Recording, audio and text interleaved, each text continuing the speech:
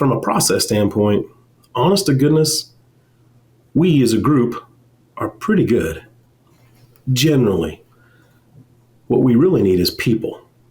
So if I had to point where we are lacking, I would point at people and how to gain them, how to retain them, how to hold them, and how to choose how to get people. I would say that by far and away, in my opinion, is our weakest link as an industry.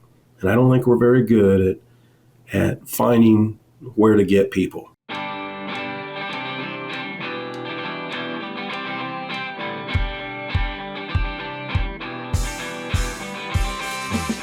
Welcome to the Feed Science Podcast. My name is Adam Fairknowles, coming to you from North Carolina State University on behalf of Wisenetics. Thanks for joining us. Today, my guest is Chandler Adams. Chandler is the owner of Chandler Adams, LLC, manufacturer's rep. Thanks for joining us, Chandler. Well, you're welcome. Happy to be here. Thank you. You bet. So Chandler, I guess I was going to say like me, but I'll go with precedes. Another somebody from Kansas who went to K-State and ended up out here in North Carolina and working around the integrated feed manufacturing and other feed manufacturing areas as well. So kind of have a connection point there.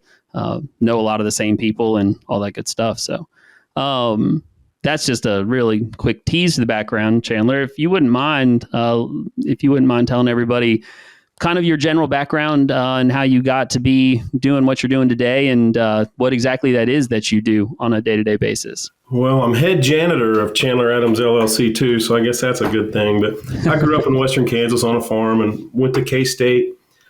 I got tied into the feed science program through Keith Benke and Keith Pike. Keith Pike's at Purina.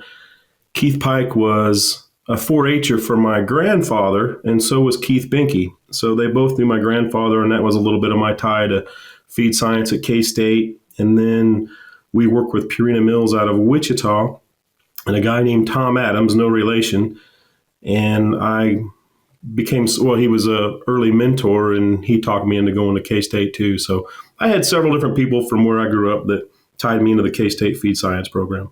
And then after that, I went to work for CPM, and then Novus International, and then a company called Outside Food Safety, which was acquired by Ecolab, and that was all in chemistry and antimicrobials. And then I bought my present manufacturer's rep business from a wonderful man named Jim Hudson, and that was, I don't even remember, 17 or 18 years ago. Evonik Animal Nutrition is committed to ensure food security and safety while reducing the ecological footprint of animal farming. Its products and services use evidence-based solutions that seek to promote animal welfare and reduce reliance on natural resources. All this is underpinned by long-standing industry partnerships and deep customer understanding. Evonik's focus on efficiency, sustainable, healthy nutrition, and collaborations with livestock farming partners creates value for customers and consumers. And at the time that you bought it, how long had Jim been down in this area? I say that like everybody's in the same area. He started as a manufacturer's rep in 1962, and when he was freshly out of college, maybe he was 23 or 24, and he moved to Montana for, I believe, 3 years before he came back to the Atlantic coast. So he's more or less since 65. I'm probably off a year or two there. Gotcha. So when we say manufacturer's rep, for those that might not understand, that a lot of times when we're dealing with the purchasing or the R&M on maintenance or things like that, a lot of times there's someone in between us and the company whose badge is on that side of the piece of equipment. So can you explain a little bit, what does a manufacturer's rep do, and generally how many companies are usually repping at one time? So the amount of companies fluctuates based on acquisitions in the business and what the industry is doing. So I've moved up and down with different companies that I repped, or that I have rep, or I do rep. But I rep companies like CPM, Roscamp Champion, Beta Raven, Leidig. I rep Scott Equipment. I rep Erlanco. I do all my own steam and air work. I rep APEC. I have different agreements with different companies like Rotex and 4B and several different OEM situations, but I rep a company called City Manufacturing, which is in conveyors. I rep RNC, which is in conveyors. And then I build a lot of my own things. So different things I rep, different things are my design, or I have people manufacture things for me.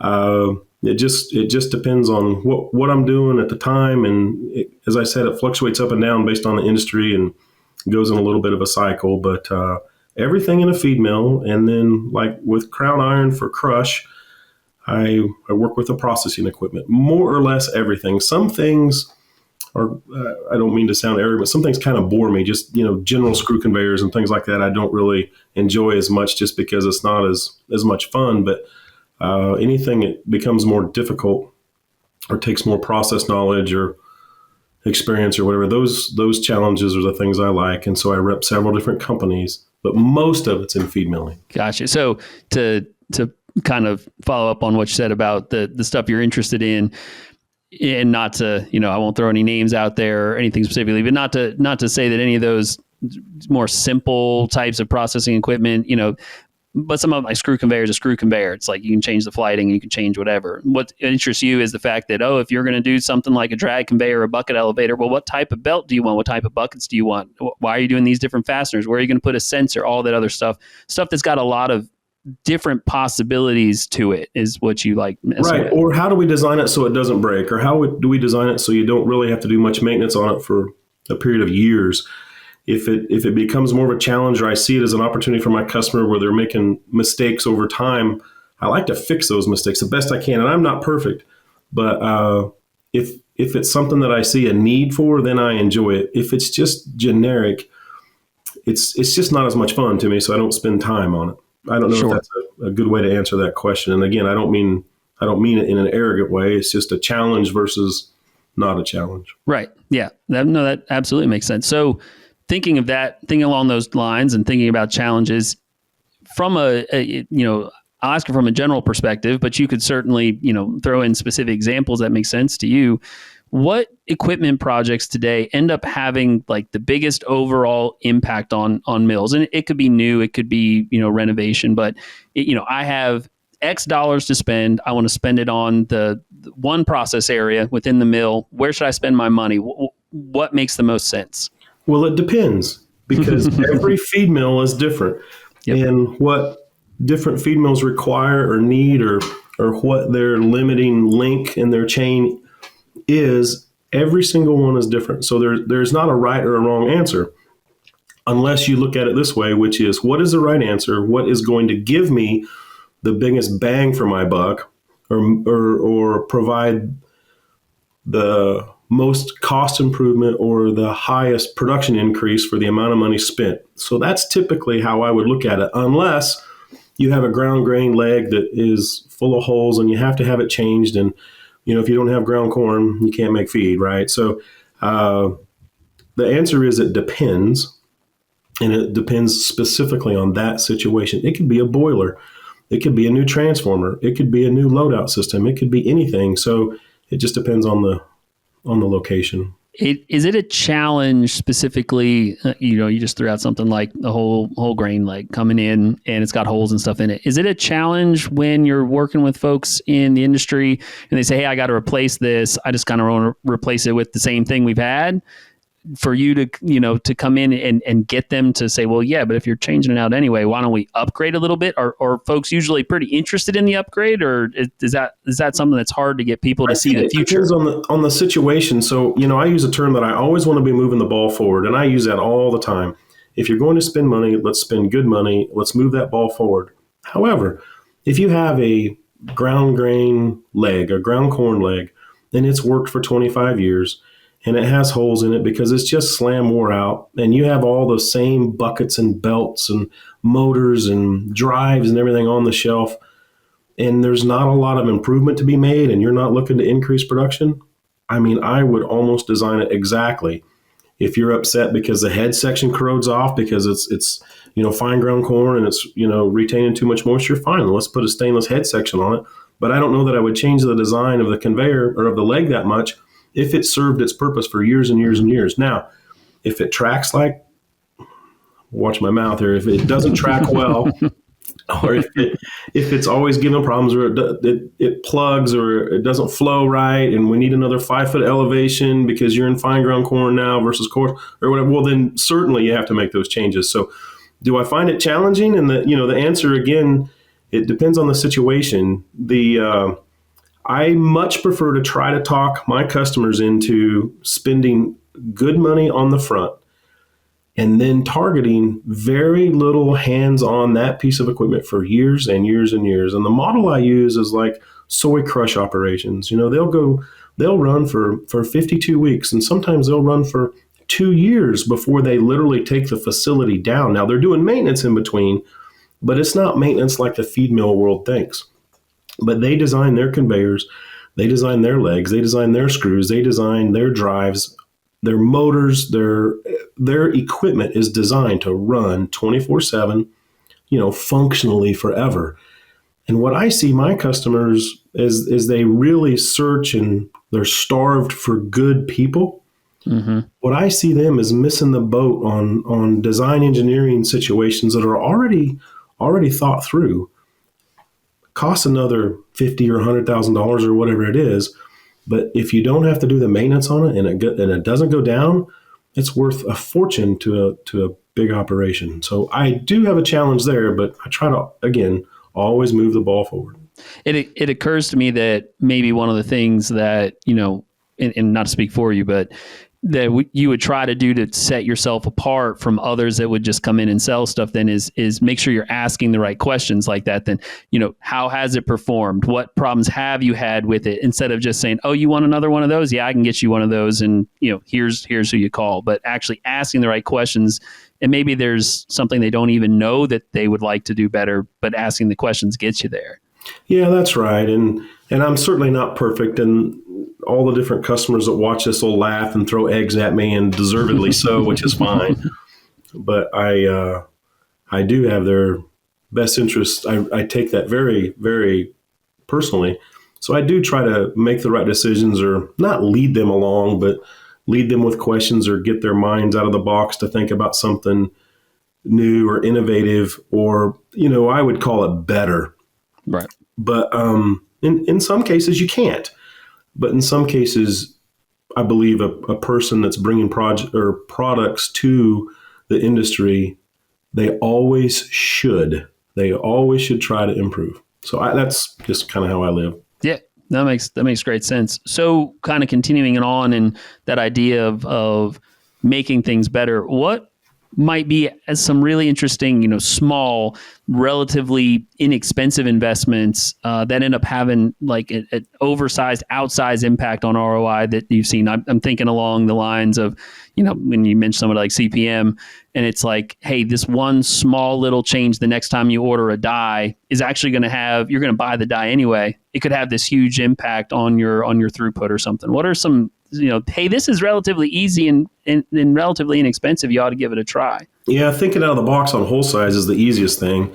So if you're stuck on 5/32 pellets, which is a 4 millimeter pellet, bumping it up 0.2 of a millimeter, which nobody can see, and it opens up the open area of that die significantly, and you'll see a great improvement. Or you move from a 4.5 millimeter to a 4.7 millimeter, or what have you, because you can open up the open area. And when you open up the open area, the pellet mill runs much easier. And then you stack your effective thickness accordingly. But open area is huge on a pellet mill die. Types of metal, how it's made are huge. But the biggest, easiest impact in the world for pellet mill dies is hole size. Yeah. Anything in similar vein as you look at things in the grinding room, or in batching and mixing, in scaling, where it's, hey, this would be a really cheap upgrade, but it'd really help you out. Okay, so look at grinding. I am a lover of stacking hammers in a hammer mill. Anybody that's been around me knows this. I like to be able to transfer the horsepower across the hammers and the rod. And if you do your mathematics on inertia, once the rotor's up and moving, the inertia, or I should say the horsepower consumed to keep the rotor or the flywheel turning, is very, very small. And the improvement that you get in grinding through that is very easy. That's one of the easiest things in the world to change about grinding, is stacking hammers in your hammer mill, making sure your Describe that real quick. What stacking hammers mean? how many hammers per square inch Gotcha. of rod availability and how many hammers per square inch of horsepower ability. And there's ratios there that I like to live by, and then I like to push them. Now, granted, you can get so much that you can get so stupid, if you will, that you are the rotor plates and the rods won't hold that many hammers. So you go right up to the edge of the envelope when you back up a little bit just to stay conservative, and then you stack the hammers accordingly and you go to grind. And when you do that, granted, you're putting more hammers in the machine, but then you can increase the hole size of the screens and your production goes up and your grind stays as good or better. And everybody's happy, and it's much easier to grind in a hammer mill with bigger screens than it is smaller screens. So let the hammers do the work. It's like a golf club. Let the golf club do the work. Don't rock hammers and wear out holes and make the screens do the work. Let the hammers do the work. That's the easiest thing in grinding that I see. If you go to batching, and I love batching, everybody has had the same number of scales for years and years and years. And one of the easiest, quickest ways to improve feed production over the course of a week or a month or a year is to add more scales, whether that's micro scales or mineral scales or another minor scale or a tweener scale or what have you. Adding more scales allows you to scale quicker, and then you batch quicker. Because there's so many mistakes that happen in batching. You know, you're running out of ingredients, or a slide gate doesn't work, or you're changing a formula and you're moving something around, or the nutritionist is stacking too many doggone ingredients on your micro scale. There's, you know, the not excuses, but the issues go on and on and on. And scales is a huge thing in batching. And in my opinion, batching is the cheapest money in the feed mill. So why don't you spend money in batching? When I say batching, I mean scaling, mixing, elevation to the roof. Spend the money there so that your expensive money, which is pelleting, somewhat grinding, your expensive money never runs out of feed. Spend the cheap money on a scale or improving a mash leg or improving a mixer or what have you. So you never run out of feed on the pellet mills, because that's expensive money. And that's one of the easiest impacts for feed production there is in Joe Blow feed mill. So just to give folks an idea, right? And I'm right there with you. And it's kind of like, well, there's a major scale, maybe there's a minor scale, there's a microsystem over there, and then maybe now without, you know, obviously sharing anything that would be proprietary or confidential. But in your experience, what is the largest number of scales you've seen put into a facility that's then successful, right? That it's like, no, they didn't go overboard and it was just too much, but actually works? Because I think the number is going to surprise people. So, and I'm not talking about a premix operation. Sure, right. Where you're making a premix, because those scales become endless.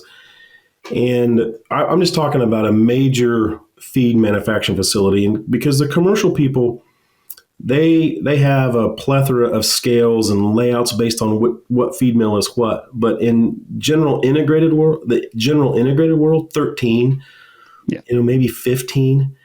And I think the industry has been wrong for forever. And we design the ingredient to fit the scales. And that is just asinine to me. We should design the scales to fit the ingredients. The money's in the ingredients. There's no money in scales. It's all in the ingredients and how quickly we can scale and how accurate we can scale. And then the flexibility that gives a facility, that to me is a lot better road to go down than going backwards of that. So 13, 15, many people have 9 now. And I would like to see more within reason, because I like to have all my scaling done in a minute and a half. I'm done in a minute and a half. I don't have to do that, but I can, so that when I'm having a bad day and something happens and a bin's hung up and you're beating on the salt bin or whatever it is, and you're out of, I don't know, trace mineral, whatever it is, I don't know, that you can catch up and you can batch so quickly that you can outrun your pellet mills. Because again, the pellet mills are the expensive money. And if you can scale in a minute and a half, and then you can hold your dead times or your weights where the scale is doing a good job of calculation and send the data to the computer, then you can become very accurate. So are you super accurate on corn? Does anybody really care? No, not really. but you really want to be super accurate on enzymes, and you really want to be super accurate on things that are expensive, whether that's vitamins or amino acids or enzymes, those high dollar things. Those are the ingredients you want to be on the money with. And that takes a little bit of scale settle time to land on the perfect number. One of the phrases I've found myself using a lot, and I think it goes with your idea of spending the smart money, is buying time, right? And that's a cheap way for me to buy time. And when something else went wrong later, okay, I can catch up now because I literally bought myself a minute a batch over here by spending this money. That was a good investment because I bought time, and that's the one thing we can't, we don't get more of. There's X hours in a day. So if I can buy time, then I'll buy it when I can.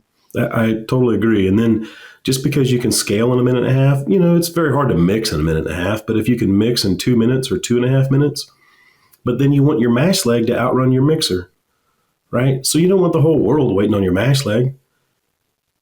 I would prefer it to wait on the mixer.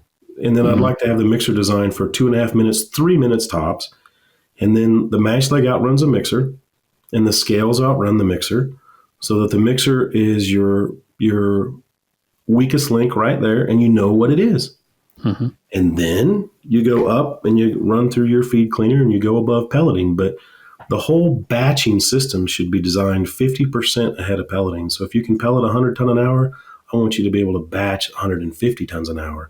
And that will get you out of so many jams over the course of a year. It'd blow your mind. Yeah, I think people get scared about that too, right? They get scared of 50%, and it's just like, again, it's, as far as an investment goes, we're not talking about a huge investment there. Those aren't the most expensive pieces of equipment. So exactly. Yeah, you don't know what's coming, or what low bulk density ingredient someone's going to shove into your process or whatever else. Or, in our world, hurricanes coming, and to heck with the pellet mill. Like, we're going to, whatever we got to do to feed, to get as much feed out of here as we possibly can and fill every bin on every farm. I don't need a big pellet mill at that point. I need a darn big batching system now. Yeah. Fast batching system. Yeah. There you go. Fast. Right. Yeah. And so there's the feed ingredient companies are coming up with new ingredients every day. And I tell people all the time, if you rewind 20 years, the amount of feed ingredients we had 20 years ago or 10 years ago versus the ingredients we have today, it parts your hair. Yeah. And if we had more scales, you would have more feed ingredients, because I promise you, every nutritionist in the country wants more feed ingredients. Whether that's right or wrong, I mean, it's just the way of the world, and that will continue to become more refined based on science. So don't ever let scales limit you. It's a bad move. Yep. Great point. Once again, my guest today is Chandler Adams, owner of Chandler Adams LLC, manufacturer's representative. So I guess next, we often ask questions about, what's an opinion or something that someone has that might be in contrary. But I'm going to take it a little different direction with you and ask, in your career and seeing a lot of different technology come and go, do you have an example of something that's maybe been like the most dismissed equipment technology where people's like, I don't need that, or that'll never take off, or something that now everybody has or everybody wants to have, that everybody's telling you that'll never be a thing? Controls. Okay. If the lights don't work, it's the control company's fault. But it's because people don't understand it. It's hard to understand discrete versus analog versus Ethernet I/O versus fiber versus some virtualization of software and virtualization of switches. And what the heck are we doing with this versus that? And doggone it, this isn't working today. Well, I'm not saying software doesn't have bugs. Obviously it does, but control systems show up to work every day. And automation is the thing that I would say, as a general rule, has always been, the ugly thing in feed milling, because very few people understand it. And in my mind, it has one of the single biggest impacts for efficiency that you can have. And I'm not just talking about how to control batching or how to control a pellet mill or how to control whatever. I'm talking about full automation, where the nutritionist does his matrix and he gets the ingredients he wants based on pricing. He kicks in a formula. The purchasing guy has full access to everything that's happening in that feed mill at any point in time, and he cuts a PO, and you can pull the ingredients on a code or a purchase order code or what have you into receiving. Where the long story short is full automation, so all the handshakes back and forth to the company are seamless, and you don't have clerical errors and you don't have people involved. It's done through automation. And when you do that, you make fewer mistakes. And when you make fewer mistakes, everything runs better. Receiving is your first line of defense. And typically people hire people to, beat on rail cars and beat on trucks. And, nobody really wants to do that. And they're not always, the people in those positions are always understanding of what they're unloading. They don't know the difference between poultry meal and bean meal or canola meal or rice hulls or whatever it is. Limestone versus phosphate or whatever, or trace. So if we can eliminate many mistakes there because of our handshake automation to the purchasing and the nutrition part of these companies, that eliminates a lot of issues that happen over the course of a year. And you don't mix bean meal and corn, and you don't mix phosphate and limestone or what have you. You're not putting salt in the wheat mids bin or whatever it is. Automating that seamlessly is something people should do. And then on the flip side, on loadout, the exact same way, everything needs to be a perfect handshake. And that's better because of contracts and payments and whatnot, to growers. But all of the automation from start to finish needs to be seamless. And that's something people don't understand, and they don't understand how it works. So because of that, I would say it's lagging compared to, say, a mixer or a feed cleaner or a new receiving leg or a new set of ladder track for rail, because you can understand what, unloading 100 cars in 15 hours pays. It's hard to understand what a better automation system will gain you because you don't understand automation as well. That would be something I would say.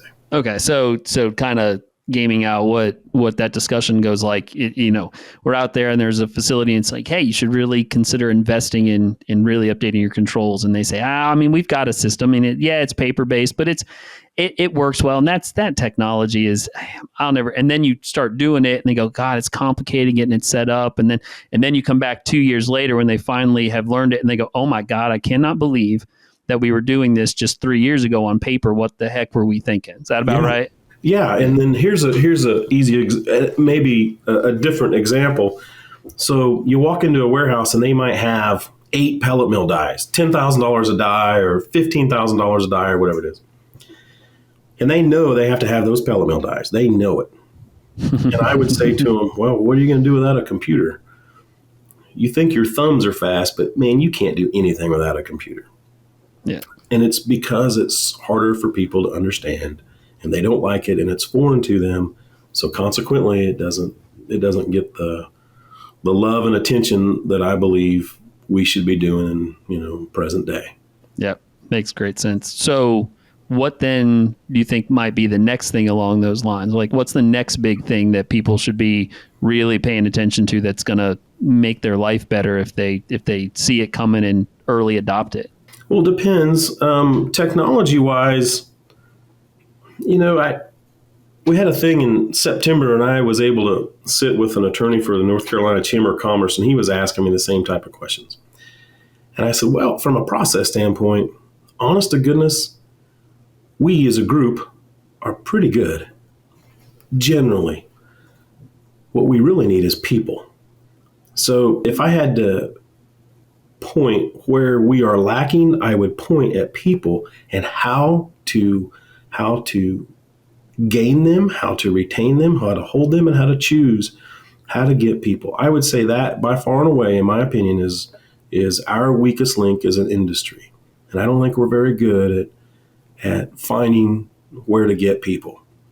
And then if we get them in a feed mill, who wants to work there? Because it smells and it's dirty and it's hot and you have to scoop feed and stuff's leaking in your ear and down your neck. You go home and your wife makes you change in the garage and you ruin your clothes and you ruin your pickup and all those type of things. And I think that, that to me is the biggest challenge we have facing us is what are we going to do? Because I see the people as by far and away the biggest lacking part of our equation. Yeah, That's a hard answer. Well, yeah, and you're certainly speaking, my language there. And, it's one of the things that, obviously we're tasked with here at the university and in a feed milling program, and gives us some stress too, from that standpoint of everybody from the operator up through management. Where are they going to come from and how do we find them? And I was having a conversation with somebody the other day. I don't remember who it was. And it was like, here I've gone and gotten all these degrees and everything. And if you give me a choice between sitting at my desk or being in the feed mill, I want to be in the feed mill. You've built this company and you're known up and down the East Coast and going west and all this other kind of stuff. And given the opportunity, most days you'd like to be in the feed mill. And it's like, so I know we can find successful people that also like being in the feed mill, that, yeah, it is hot and dirty and dusty and whatever else. And, I'm going to curse when I smack my knuckle on this or whatever. But given the opportunity, that's where I still want to be. And how do I, what either is intrinsically right or wrong? It might be wrong with us, to be frank. But what is it about the folks that are going to be successful and operate at a high level, but that also will fall in love with the feed mill and want to be there? And trying to figure out what that is man, I wish I knew what it was, and I could go talk to the people over in genetics and like, what's the gene? Find me the gene so I can go test people for it, because I don't know what it is. It's hard to find. Well, there's still a lot of mechanical people out there that are working on motorcycles or cars on the weekend, or they're racing, or they're doing whatever. But I also think that means we have to give them a good working environment. Yeah. So fixing the same thing time after time after time after time at 3:00 in the morning, when they know how to fix it, they know it should be replaced or whatever, giving them a good working environment so that you can retain people. People, I don't know, people become very frustrated when the definition of insanity is their life every week, where they're doing the same mistake time and time and time again. And I see it over and over and over again. It's because generally speaking, the feed mills don't get love. Yeah. Processing plants and hatcheries and the further down the food chain, it gets more money and it has a better working environment and it has better pay and this and that.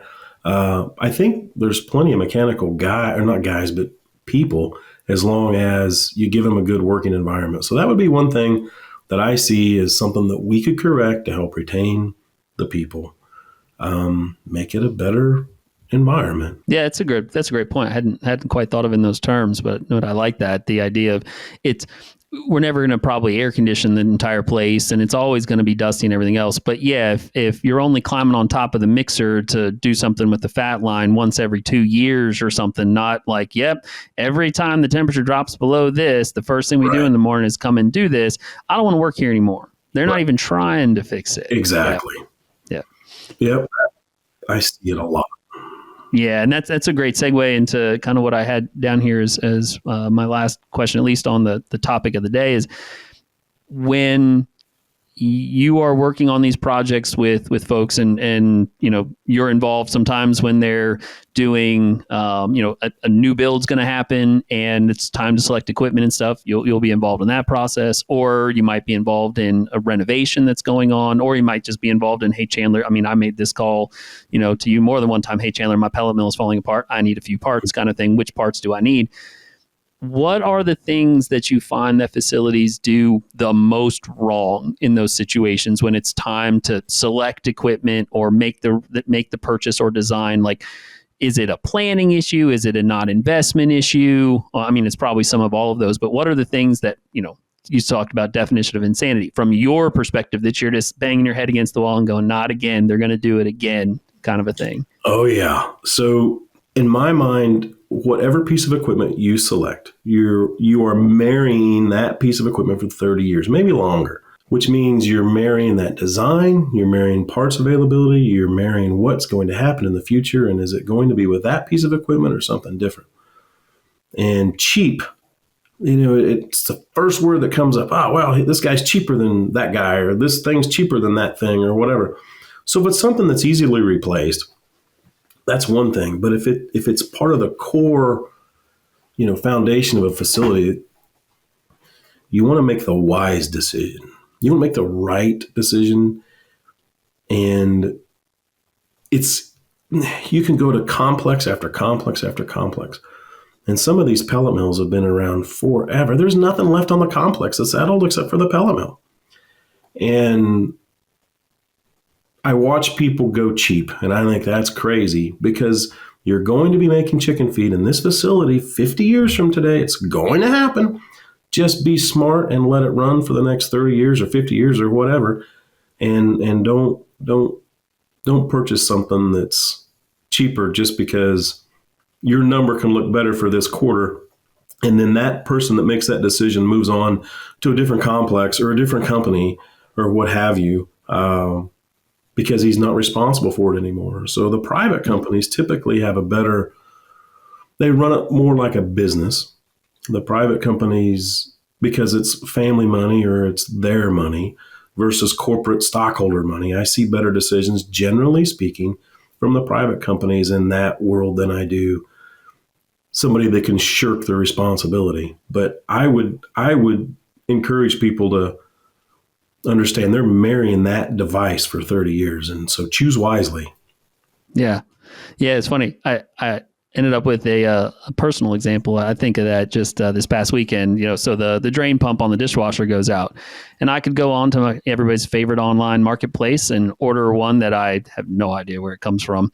We can guess, or I can hand wash dishes for a few extra days, get an actual OEM replacement and install it, and hopefully not have to fix it again. It's like, which do I want to do? Do I want to crawl under this dishwasher again in 6 months to replace the thing that's broken to save myself, I don't know, $30 and a few days of not washing dishes? Or do I suck it up and then not have to do it again until the rest of the dishwasher falls apart? Right. Yeah. Yeah. So my first automobile was a 1957 Chevy pickup. It was Army green, $50.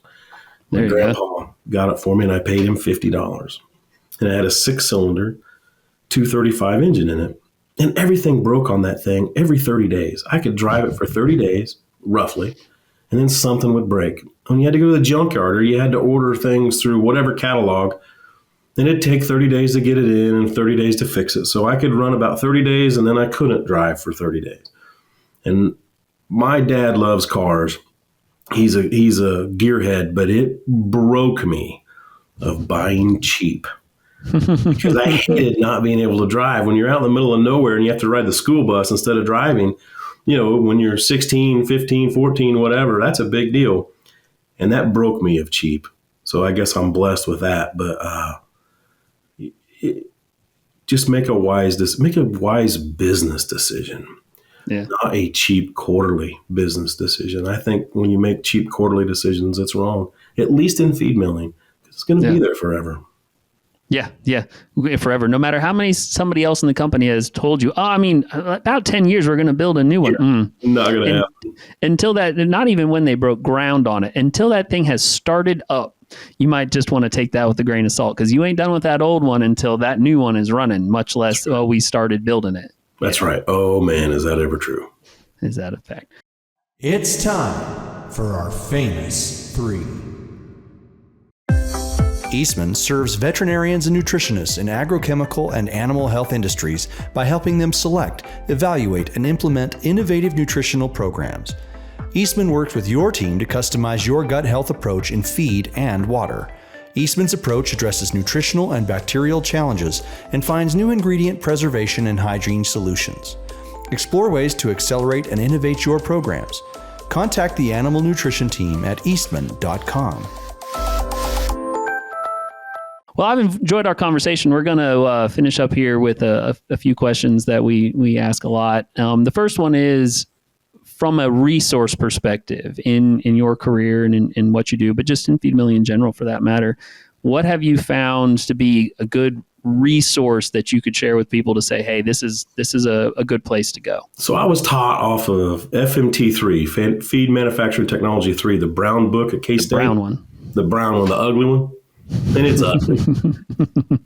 And I used it for a while, but I used it for reference only because it was easy to go to the appendix and indexes and get the conversions and things that I wanted, whether it was on steam or distance or weight or whatever it was. But from a resource standpoint, I don't really use anything that's in written form or online. I'll Google whatever conversion I need, but people. That's by far and away the best resource. And I know a lot of people So I know who to call, when to call, and have the early pleasant niceties, and catch up on their families and things, and then get right to the meat. And I love being able to do that because I know enough people that that's by far and away the best resource in this business is the people. I don't know of anything that's written. I don't know how you write it all down, but people, it'd be the answer. Yeah, there's so much bizarre stuff that there's no, like you said, there's no way it gets written down in a book, but there's a decent chance if you've built a network that somebody out there has experienced something like what you've experienced before, and you can say, hey, how did you deal with this or something like that? It's a great answer. I like that answer a lot. When you're dealing with folks really in any aspect of what you do, I've kind of got in my mind the mill management and like the maintenance management, things like that, but it could be anybody. What are, if you had to pick a characteristic that any of them have that kind of like, hey, these are the ones that I know are the most successful at what they do, and they all share this characteristic, personality trait, whatever it is there something that comes to mind that they're all good at this? Two things. Every single person that I know that's successful in this business works very hard. I am a believer in that. I believe if you're just, a 50 on a 1 to 100 and, brain power or whatever, in this business, it doesn't really matter as long as you work hard. If you work hard, you can be as successful as you choose to be. And then secondly, you care. And if you care and you're willing to work hard, I am telling you, everybody in this business will love you. They will hire you. They will let you do whatever because you have those two traits. And I mean, integrity goes with it, and willing to learn and willing to, work with people, all those other things. But if you work hard and you care, man, that's number one and that's number two. And if you have that, man, you have it figured out. You have to show up to work and you have to do all the different, little things that you learned in kindergarten, right? But outside of that, that's really all you need. Yep. That's a fantastic message to end on. Chandler, I appreciate your time. Thanks a lot. Yep. Thank you very much, Adam. It's nice to see you. Yeah, you as well.